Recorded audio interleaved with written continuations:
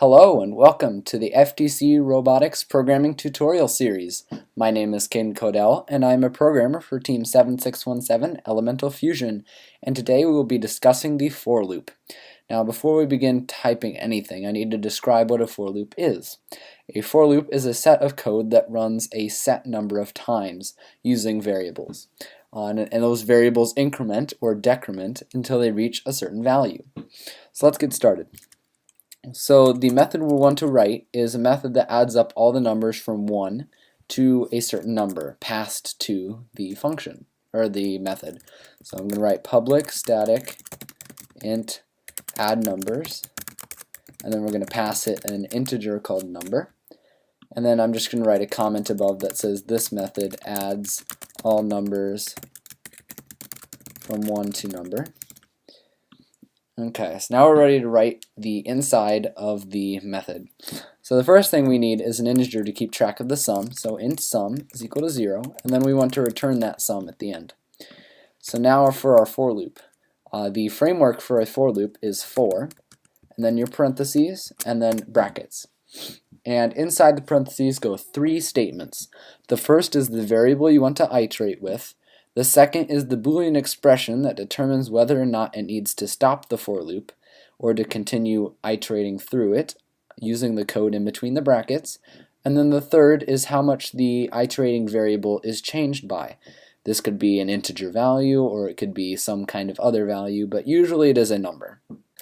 It is common programming practice to use the integer I. So int I, and in this case it's usually set to 0 or 1. But in this case it's going to be set to 1 because we want to go from 1 to number. The second statement is the Boolean, which is I is less than or equal to number. And then the last one is how much it increments by, and this can be I++. And notice that all these 3 statements are separated by semicolons. So now what's inside these brackets is run as long as the for loop's Boolean expression is true. So we want to add whatever number I is. You can access that variable just like you would any other inside the for loop. So we want to add whatever value I is to sum. So sum plus equals I. And then it would return the sum. So if we do system.out.println and then we do add numbers 5, we will see that it will print 15. And if we run it, it does indeed print 15, as you can see. Now, one of the more advanced things you can do with for loops is have them nested inside of each other, or have one for loop running inside another for loop. So let's write a method that uses that. So public static int add 2 numbers, int num1, int num2. And then this method does stuff to 2 numbers. Okay. So again, we have our int sum is equal to 0, and then at the end we will return that sum. So for our first for loop, we're going to use again the integer I, and let that be less than or equal to num1, and then add 1 to it each time the loop iterates.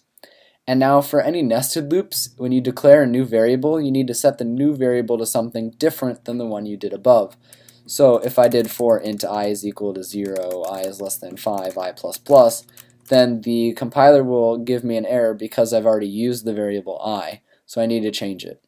So for this case we'll do j, or int j is equal to 1, j is less than num2, and then j++. And now we can begin doing our code. So we could say sum plus equals I times j. And then it will return that sum. I don't know what this will return at all, so this is a mystery. But if we do add 2 numbers and then pass it 5 and 7, let's see what it says, or what it prints out. And if we run the program, we can see that it prints 315. And if you want to see this in action, we could do system.out.println inside, and then print out respectively the values of I and j, and we can see how the loop iterates through that. So if we run it again, we can see that it goes 1, 1, 1, 2, 1, 3, 1, 4, 1, 5, 1, 6 until it reaches the value of, oh, I forgot to make this equal to that. So again, these Boolean expressions are quite specific. So let's run it again. Let's see what we actually get. We get 420. And as we can see, it goes from 1 to 7 in the J loop, and then it goes 1 to 5 in the I loop. And each time the J loop finishes, then the I goes 1. So that was an introduction to for loops. I hope you found this video helpful, and happy programming.